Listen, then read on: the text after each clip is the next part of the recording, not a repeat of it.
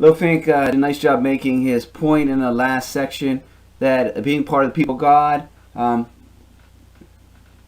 wasn't about being part of the physical genealogy of Abraham.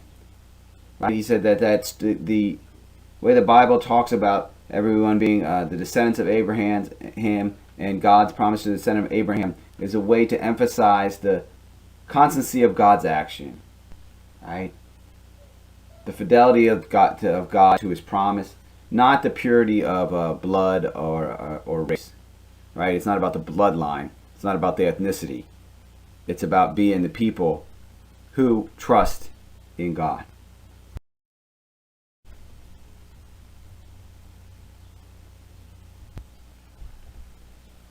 So after we went through the formation of the people of Israel and the Abraham story, the foundational or the key story for the Israelite people, it isn't revolve around Abraham. It revolves around God freeing them from slavery in Egypt.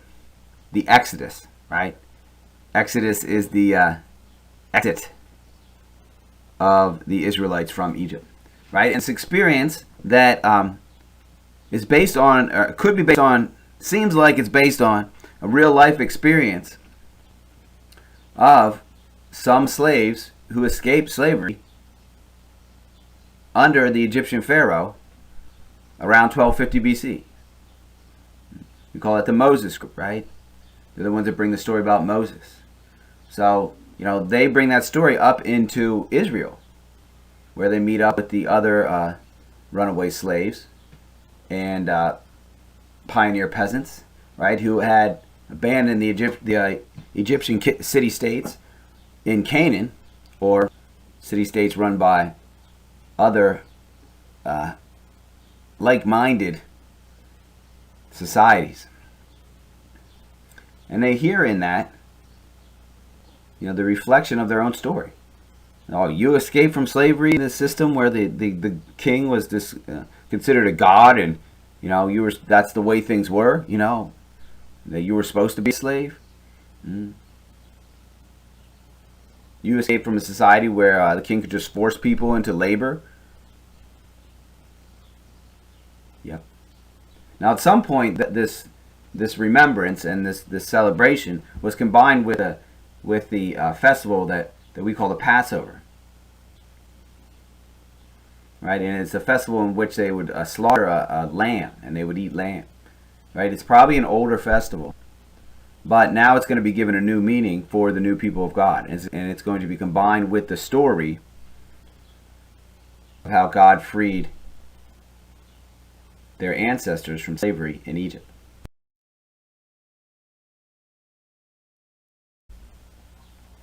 Right, and if you go to a Passover meal still today, the youngest child in the room, I guess it's the youngest child that can talk, is assigned to ask this question: why is this night different from all other nights? And at that point, the story is recited from the Torah. And here it is.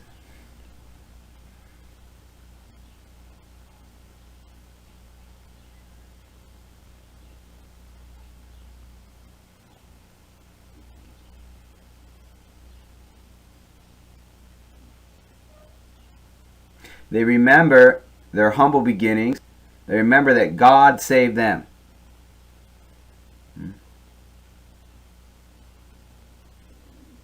They remember who they are. Right?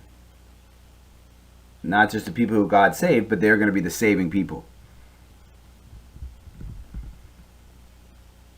So this passage is often linked to passages that say, so when you encounter the widow, the orphan, the stranger, right, the oppressed person in your country, right,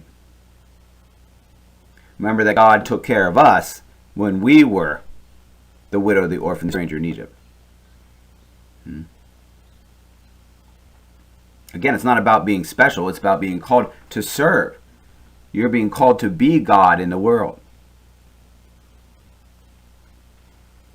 This is what it means to be the people of God.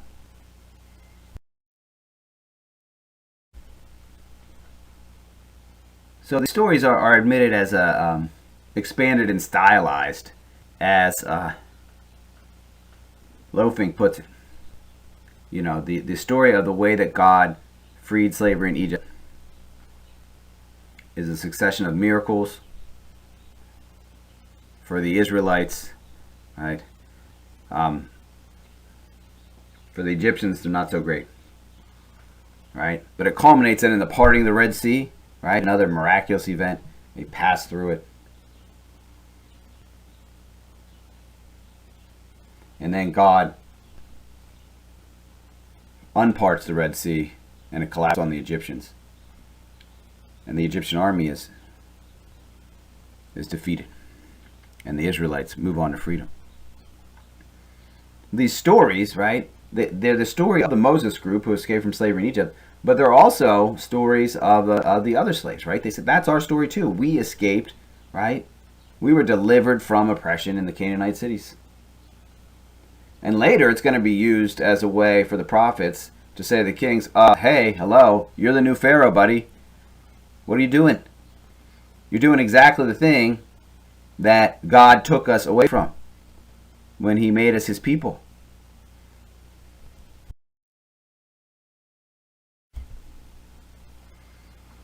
Now let's go back to this Moses group. They were living in Egypt, a closed social system. Right? And the Pharaoh was the epitome of it, right? Everything was wrapped up in him. He was considered divine, right? He was a living sun god.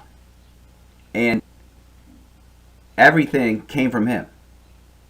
Life was from the Pharaoh. When the Pharaoh died, people bugged out. They said, oh my gosh, no, we don't have a Pharaoh. We don't have a connection to the vine. Is the waters of the Nile going to continue to sustain us? They had regular famines. They were used to, the water drying up every now and then. They were used to everything all of a sudden being taken away, and all of a sudden Egypt is like the desert that surrounds it. They needed that. They thought that their whole sustenance, their whole life, being able to live, was based on, in their minds, the Pharaoh. Right? To rebel against the Pharaoh, that would be like rebelling against life almost. Right? Like, why would you? The Pharaoh is the one who gives us all this food. The Pharaoh is the way we live. It was a complete, salvation came from the state. It was a completely state-dominated system. The Pharaoh was the connection to the divine, the source of life. Everybody worked for him.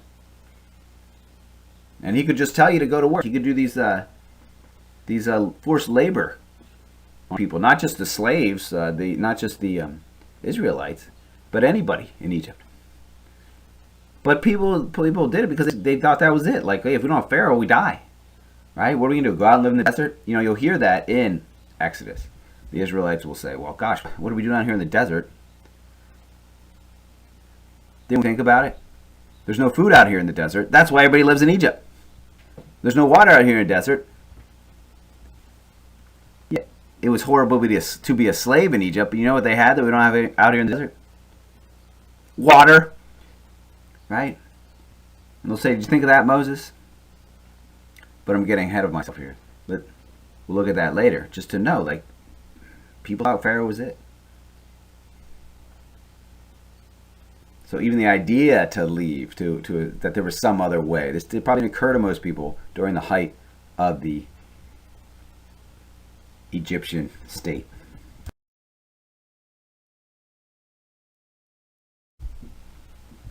Right? But Moses and his group did flee the system. They did get out. And the groups that were doing the same thing in Canaan, right, fleeing similar systems, and when they met up, they said, your story is our story too. Or yes, we reckon, yes, exactly. That's what happened to us too. We were these people, they told us, the gods were oppressing us, they were oppressing us, and we said no, we left.